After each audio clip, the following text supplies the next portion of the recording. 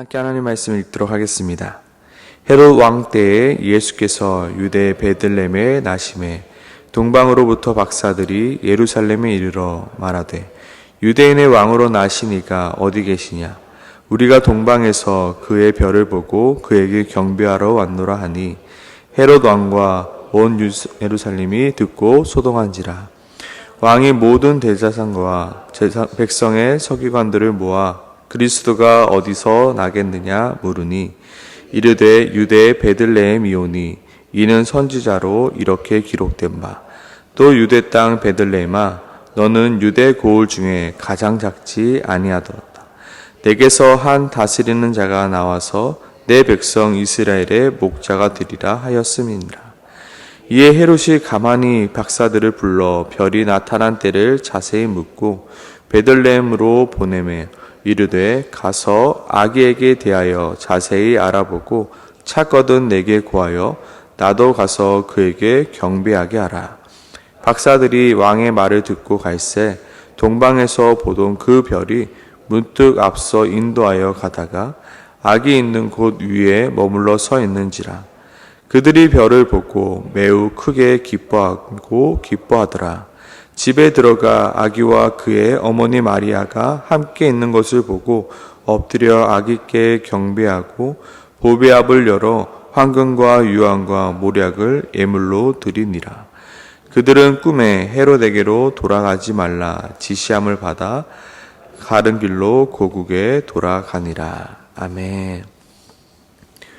오늘 본문은 우리에게 이렇게 말씀하고 있습니다. 세상이 너희를 알아주지 않을지라도 이상하게 여기지 말라. 세상이 너희를 알아주지 않을지라도 어떻게 하라고요? 이상히 여기지 말라. 세상이 너희의 가치를 알아주지 않을지라도, 세상이 너희의 진심을 알아주지 않을지라도, 세상이 너희의 열심을 알아주지 않을지라도 너희는 전혀 이상히 여기지 말라 말하고 있습니다. 왜냐하면 세상이란 곳이 원래 그런 곳이기 때문입니다. 왜냐하면 세상이란 곳이 진짜를 진짜로 알아보지 못하는 곳이기 때문입니다. 그러니 세상이 너희를 알아주지 않을지라도 어떻게 하라고요? 이상히 여기지 말고 낙심하지 말라 말씀하고 있습니다. 다시 오늘 본문은 우리에게 이렇게 말씀하고 있습니다. 세상이 너희를 알아주지 않을지라도 전혀 이상히 여기지 말라. 오늘 본문 속 유대인의 왕이요 이 세상을 구원하실 참 메시아이신 예수 그리스도가 태어났습니다. 그러면 당연히 어떻게 해야 되나요? 헤롯 왕이며 온 유대와 온 예루살렘 사람들이 그 예수께 나와 경배해야 되는 것이 마땅한 일입니다. 하지만 오늘 본문 속 등장하는 그 동사는 경배하다가 아닌 무엇인가요? 바로 소동하다입니다. 우리 1절부터 3절 다시 한번 보도록 하겠습니다. 헤롯 왕 때에 예수께서 유대 베들레헴에 나심에 동방으로부터 박사들이 예루살렘에 이르러 말하되 유대인의 왕으로 나시니가 어디 계시냐? 우리가 동방에서 그의 별을 보고 그에게 경배하러 왔노라 하니 어떻게 해요? 헤롯 왕과 온 예루살렘이 듣고 소동한지라. 여기서 소동하였다라는 말은 발칵 뒤집혔다라는 말입니다. 먼저 헤롯은 자신의 왕권을 위협하는 유대인의 왕이 나타났다기에 발칵 뒤집혔습니다. 그리고 그 헤롯의 성질을 잘 알고 있었던 온 예루살렘도 헤롯이 이 소식을 듣고 어떠한 일을 벌일지 몰라 발칵 뒤집혀 있는 것입니다. 실제로 예수 그리스도의 탄생을 듣게 된 그 헤롯은 베들레헴과 온 지경 안에 있는 사내 아이를 2살부터 그 아래로 다 죽이라 명령하였습니다. 그로 인하여 실제로 예루살렘 또한 발칵 뒤집혔습니다. 그렇게 어쩌면 예수 그리스도의 탄생은 그 누구에게도 환영받지 못하였습니다. 그렇게 예수 그리스도의 탄생은 그 누구에게도 박수받지 못하였습니다. 어쩌면 더 나아가 예수 그리스도의 탄생은 누군가의 원망의 대상이 되기도 하였습니다. 메시아가 오니 우리의 삶이 더 힘들어졌구나. 차라리 오지 않았으면 더 좋았을걸. 차라리 오지 않았을 때가 더 좋았다. 헤롯 왕의 무자비한 살생의 이유를 예수 그리스도에게 덮어 씌우며 예수 그리스도를 원망하는 자들이 있었던 것입니다. 이러한 모습은 비단 예수 그리스도의 탄생에만 보여지는 것이 아니었습니다. 우리가 너무나도 잘 아는 모세에게도 분명히 애굽의 종으로 살아가던 이스라엘 백성을 구원하기 위하여 모세가 갔지만 모세에게도 이러한 모습이 보이기 시작했습니다. 출애굽기 5장 21절에 보면요. 그들이 이르되 너희가 우리를 바로의 눈과 그의 신하의 눈에 미운 것이 되게 하고 그들의 손에 칼을 주어 우리를 죽이게 하는도다. 여호와는 너희를 살피시고 판단하기를 원하노라. 너희 때문에 더 힘들어졌어. 모세, 너가 와서 우리가 더 힘들어지고 우리가 너무나도 어려워졌어. 심지어 이스라엘 백성들은 자신들을 구원하기 위하여 온 모세를 향하여 이렇게 외치고 있습니다. 출애굽기 14장 11절 12절인데요. 그들이 또 모세에게 이르되 애굽에 매장제가 없어서 당신이 우리를 이끌어내어 이 광야에서 죽게 하느냐. 어찌하여 당신이 우리를 애굽에서 이끌어내어 우리에게 이같이 하느냐. 우리가 애굽에서 당신에게 이른 말이 이것이 아니냐. 이르기를 우리를 내버려 두라. 우리가 애굽 사람을 섬길 것이라 하지 아니하더냐. 애굽 사람을 섬기는 것이 광야에서 죽는 것보다 낫겠노라. 이게 바로 우리가 살아가고 있는 세상의 모습이자 세상의 민낯입니다. 모든 가치가 자기 중심에 있습니다. 조금만 힘들고 조금만 자기에게 손해가 오면 바로 손절해 버리는 세상 속에 우리가 살아가고 있는 것입니다. 그러니 세상에 너희를 알아주지 않을지라도 어떻게 해요? 이상히 여기지 말라. 세상이 너희의 가치를 알아주지 않을지라도, 세상이 너희의 지심을 알아줄지 않을지라도, 세상이 너희의 열심을 알아주지 않을지라도 전혀 이상히 여기지 말라는 것입니다. 우리는 누군가를 위하여 희생합니다. 누군가를 위하여 헌신도 합니다. 박수 받으려고 한 일은 아닙니다. 그렇다고 인정받고자 한 일은 또 아닙니다. 그래도 내가 그렇게 희생하고 그렇게까지 헌신하였는데 그 희생과 헌신을 알아주지 않을 때 우리는 실망하고 우리는 낙심하고 우리는 절망할 때도 있습니다. 특히 어떨 때 그러십니까? 특히 사랑방을 할 때 그런 경우가 참으로 많습니다. 또한 1:1 양육을 할 때도 그렇습니다. 어떻게 해서든지 그 영혼이 하나님을 만나고 잘 되길 바라는 마음으로 섬깁니다. 나의 물질과 나의 시간과 나의 정성을 투자하여 열심히 섬깁니다. 그렇다고 나에게 어떠한 이득이 오는 것도 아닙니다. 순수한 마음으로 열심히 섬깁니다. 그러나 그 마음을 알아주지 않으려 합니다. 내가 얼마나 열심히 그들을 위하여 기도하고 준비하였는지 알려 하지 않습니다. 내가 그렇게 그들을 섬기기 위하여 몇 날 며칠부터 무엇을 대접해야 될지 그리고 무엇을 나누어야 할지 고민하였는지 그들은 알아주지 않습니다. 오히려 그것을 당연히 여깁니다. 오히려 그것을 더 귀찮이 여기기도 합니다. 그렇게 사소한 약속이 있다 빠지고 다른 핑계들로 빠지게 됩니다. 그때마다 실망하고 낙심하고 나는 지금 무엇을 하고 있는지 내 자신이 무기력해질 때도 있습니다. 오늘 성경은 우리에게 말씀하고 있습니다. 세상에 너희를 알아주지 않을지라도 너희는 이상히 여기지 말라. 얼마나 이상합니까? 이 세상을 구원할 그 메시아가 이 땅 가운데 왔는데 아무도 오지 않습니다. 헤롯 왕, 온 유대인, 예루살렘 사람들이 다 와야 되는데 그 사람들이 오지 않고 있습니다. 아무도 알아주지 않습니다. 오히려 예수 그리스도가 탄생했다니까 소동하고 있습니다. 세상이란 곳이 진짜를 진짜로 알아보지 못하는 곳이니 세상에 너희를 알아보지 않을지라도 전혀 이상히 여기지 말고 낙심하지 말라. 오늘 성경은 말하고 있습니다.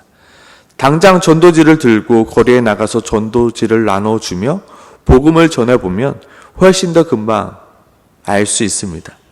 그들은 복음의 메시지를 들으려 하지 않습니다.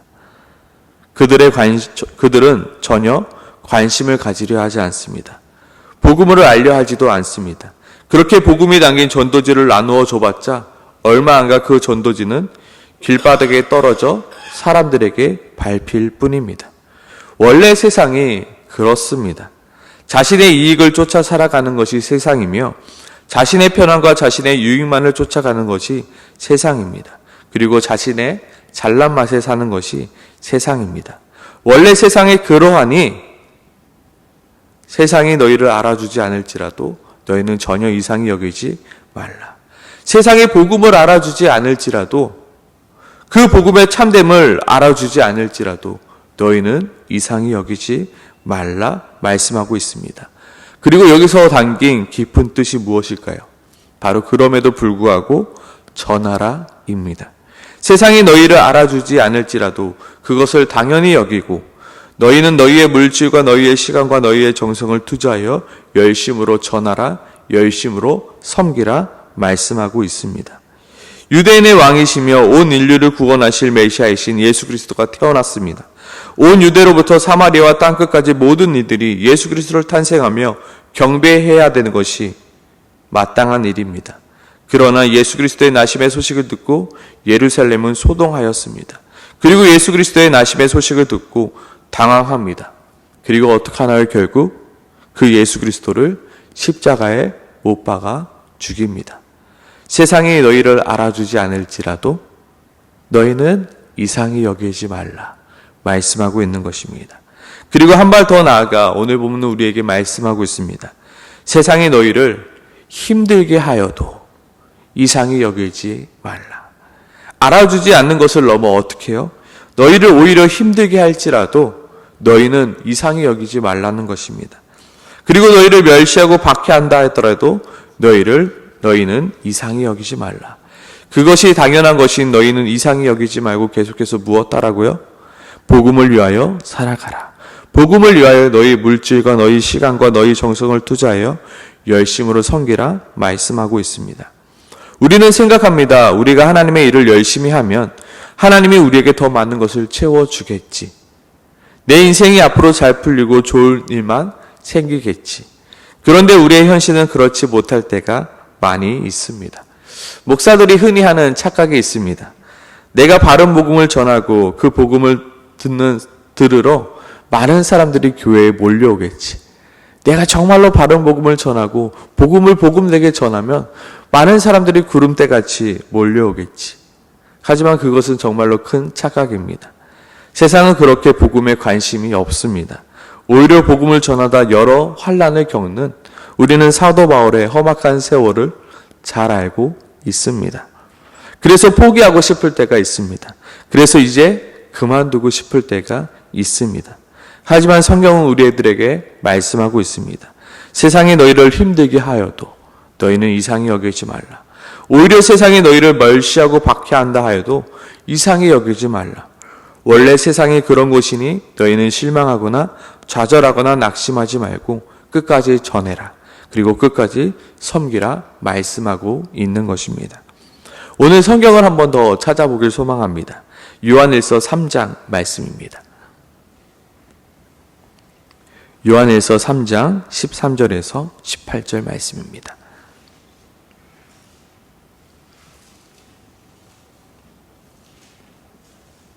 요한일서 3장 13절에서 18절 말씀입니다. 함께 한번 읽어볼까요? 형제들아, 세상이 너희를 미워하여도 이상히 여기지 말라. 우리가 형제를 사랑함으로 사망에서 옮겨 생명으로 들어간 줄을 알거니와 사랑하지 아니하는 자는 사망에서 머물러 있느니라. 그 형제를 미워하는 자마다 살인하는 자니 살인하는 자마다 영생이 그 속에 거하지 아니하는 것을 너희가 아는 바라. 그가 우리를 위하여 목숨을 버리셨으니 우리가 이로써 사랑을 알고 우리도 형제를 위하여 목숨을 버리는 것이 마땅하니라.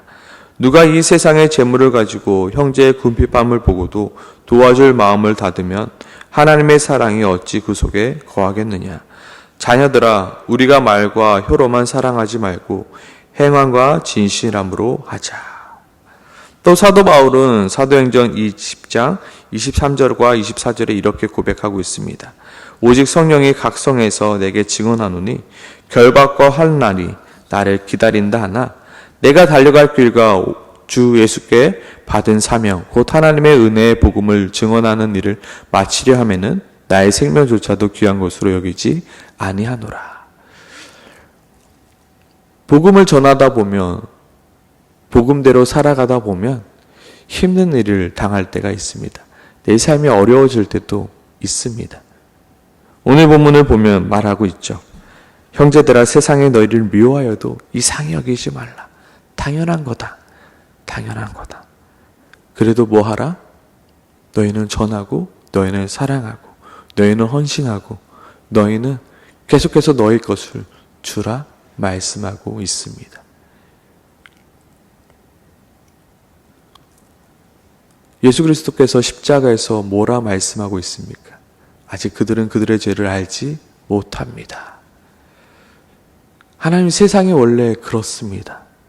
그럼에도 불구하고 나는 세상이 나를 알아줄지 않을지라도, 세상이 나를 미워할지라도 나는 그 십자가 짊어지고 가겠습니다. 세상이 나를 환영해 주지 않습니다. 세상이 나에게 박수 쳐주지 않습니다. 세상이 나를 인정해 주지 않습니다. 그럼에도 불구하고 나는 여전히 섬기며, 나는 여전히 그 자리에서 사랑하며 봉사하며 헌신하겠습니다. 오늘 그 모습을 보여주고 있는 것입니다. 세상에 너희를 힘들게 하는 것, 세상에 너희를 박해하며 미워하는 것, 멸시하는 것, 어쩌면 너무나도 당연한 것들이니 너희는 이상히 여기지 말고 너희는 너희가 받은 그 사명대로 살아가라 말씀하고 있습니다. 낙심하지 말라, 절망하지 말라, 포기하지 말라, 실망하지 말라. 오늘 본문이 우리에게 주는 메시지입니다. 온 천하보다 귀한 예수 그리스도의 탄생 앞에 그 누구도 환영하지 않았습니다. 오히려 소동합니다. 오히려 죽이려 듭니다. 그럼에도 예수님께서는 그 사명을 끝까지 감당해 내셨습니다. 그럼에도 예수님은 그 십자가를 끝까지 짊어지셨습니다. 그렇다고 우리에게 항상 나쁜 것만이 있는 것은 아닙니다. 항상 우울하고 낙심되고 절망되는 것이 있는 것은 아닙니다. 그 어려움에도 하나님은 우리에게 생각지 못하는 위로를 허락해 주십니다. 그것이 바로 오늘 본문 속에 등장하는 동방박사의 경배이며 동방박사들이 가져온 예물들이었습니다. 오늘 본문은 우리에게 마지막으로 이렇게 말씀하고 있습니다. 그러나 너희는 기대하라. 생각지도 못한 것으로 너희를 채우리라. 생각지도 못한 방법으로 너희를 채우리라 말씀하고 있습니다. 오늘 본문을 묵상하면서 이 동방박사라는 이 단어가 너무나도 어색했습니다. 갑자기 웬 동방박사? 갑자기 웬 큰 별을 보고 왔지? 무슨 말도 안 되는 이 허무맹랑한 일이 이곳에 벌어졌지? 예루살렘에 있는 사람들이 와야지 왜 저 멀리 있는 동방박사가 갑자기 이 본문에 등장하지? 우리는 마태복음을 읽으면서 갑자기 동방박사들이라는 이 의문을 품고 보아야 합니다. 여러 책들을 살펴보니 그들은 바벨론 사람들로 별을 연구하던 자들이었습니다. 그리고 이스라엘이 바벨론 포로 생활을 하였기에 메시아에 대한 이야기를 알고 있었던 자들이었습니다. 그런데 어느 날 문득 그들 앞에 큰 별이 나타난 것입니다. 그리고 그들은 그 큰 별이 심상치 않은 별임을 알고 그 별을 따라 예루살렘까지 오게 된 것입니다. 아무리 예수 그리스도의 나심에 경배하지 않기에 하나님은 동방에 있는 자들을 불러 예수 그리스도의 나심을 경배하게 만드신 것입니다. 세상이 너희를 알아주지 않을지라도 이상히 여기지 말라. 세상이 너희를 힘들게 하여도 이상히 여기지 말라. 어쩌면 그것은 너무나도 당연한 것이다. 하나님은 말씀하십니다. 그때마다 하나님은 우리에게 또다시 이렇게 말씀하시죠. 그럼에도 불구하고 너희가 생각지도 못한 방법으로 너희를 채우리라. 너희가 생각지도 못한 방법으로 너희를 채우리라. 그러니 세상이 너희를 알아주지 않을지라도, 세상이 너희를 힘들게 할지라도 너무 실망하지 말고, 너무 낙심하지 말고, 너무 좌절하지 말라. 하나님께서는 동방에 있는 박사들을 불러서라도 그 경배하게 만드시는 하나님이십니다. 세상에 너희를 알아주지 않을지라도, 세상에 너희를 인정해 주지 않을지라도 내가 인정하고 내가 너희를 채우고 내 방법대로 너희를 인정해 줄 테니 너희는 실망하지 말고 낙심하지 말고 좌절하지 말라. 바로 이것이 오늘 본문이 오늘 우리에게 주는 메시지입니다. 세상은 우리의 헌신과 봉사와 섬김을 알아주지 않을지라도 하나님은 다릅니다. 하나님은 모두 알고 계십니다. 하나님은 또한 모두 기억하고 계십니다. 그리고 모든 것을 갚아주시는 하나님이십니다. 아멘이십니까? 우리가 그것을 믿고 헌신하는 것입니다. 마치 동방박사들이 별을 보고 아기 예수께 경배하고 보배압을 열어 황금과 유약과 모략을 내물려 드렸듯이 우리를 위로해 주실 것입니다. 엄청 깜짝 놀라지 않았을까요? 웬 동방박사? 왜 황금과 유황과 모략? 생각지도 못한 것들. 성경을 읽는 우리도 생각지도 못했던 방법입니다. 하나님은 그렇게 일하시는 하나님이십니다. 세상에 우리를 알아주지 않습니다. 당연합니다. 그래도 괜찮습니다. 왜요? 하나님이 알고 계시며 하나님이 갚아주시기 때문입니다. 오늘 이 시간 함께 이렇게 기도하기 소망합니다.